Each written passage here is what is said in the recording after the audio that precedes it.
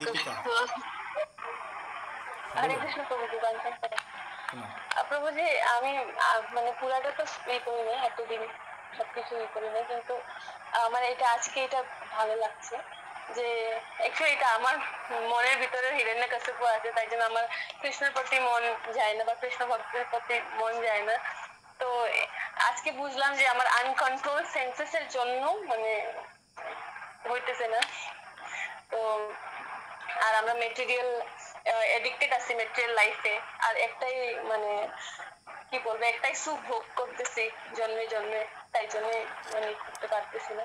তো এই জিনিসটা শুনে মানে বহুত ইফেক্ট হচ্ছে বুঝি মাইন্ডে যে না আজকে থেকে I have to do everything, মানে সবকিছু নিজের ইন্দ্রকে মানে কৃষ্ণ ভক্তিতে লাগাইতে লাগে, যেটা কি প্রসাদ পাওয়া সবকিছু একটা।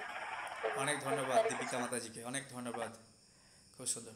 দীপিকা মাতাজি আমাদের আসামের বাড়ি। মাতাজি অনেক প্রচার করে, আমাদের গীতা নেয়।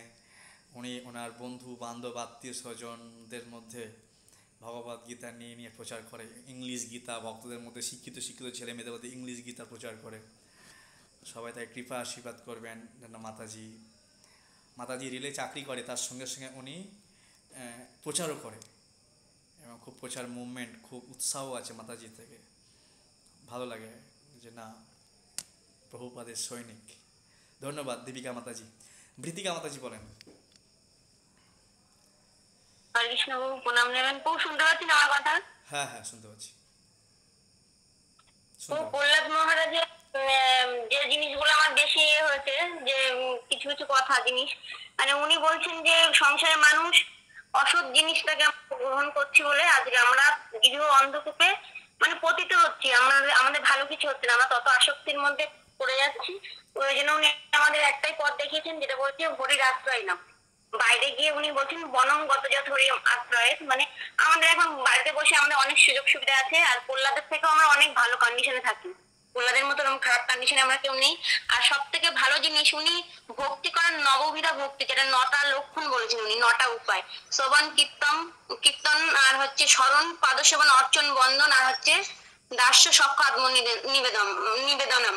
তো এই যে নববিধা ভক্তির নটা লক্ষণ উনি বলেছেন, তার মধ্যে যদি আমরা শ্রবণ যদি ভালোভাবে করতে পারি বা কীর্তন, যদি দুটো পথ যদি আমরা ভালোভাবে বেছে নিতে পারি শ্রবণ আর কীর্তনটা, তবু আমরা ভক্তিতে অনেক এগিয়ে যাব।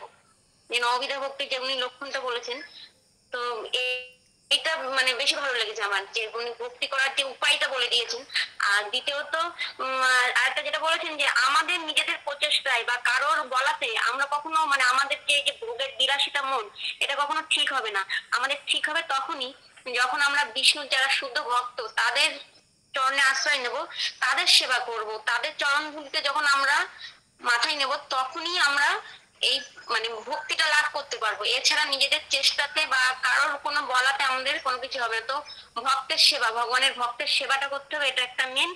আর যেটা নববিধা ভক্তির লক্ষণ যেগুলো বলেছেন উনি, শ্রবণ কীর্তন থেকে শুরু করে পরপর ওইগুলো আমাদের, তার মধ্যে আমাদের যে কোনো যদি আমরা একটা পথ বেছে নিই তাও এগিয়ে যেতে পারবো। আর একটা সদ্গুরু মানে গুরুদেবের মানে ভগবানের প্রতি মানে ঐকান্তিক, আর হচ্ছে গুরুদেবের প্রতি সেবা, এই দুটো জিনিস যদি ভালোভাবে করতে পারি তাহলে আমরা ভক্তিতে এগিয়ে যেতে পারবো। হরে কৃষ্ণ। অনেক ধন্যবাদ, প্রত্যেককে ধন্যবাদ। জয় শ্রী প্রভুপাদ। আপনারা আমার কৃপা আশীর্বাদ করবেন যাতে আমি আমার গুরু পাদপদ্মে অচল ভক্তি থাকে, এবং আমি বেশি বেশি করে শ্রবণ এবং কীর্তন করতে পারি, ম্যাক্সিমাম থেকে ম্যাক্সিমাম ভক্তের সেবা করতে পারি। তো আপনারা প্রত্যেকে আমার প্রতি কৃপা দৃষ্টি রাখবেন। বাঞ্ছা কল্পতরু ভাষ্য কৃপা সিন্ধু এব চ পতিতানাং পাবনেভ্যো বৈষ্ণবেভ্যো নমো নমঃ।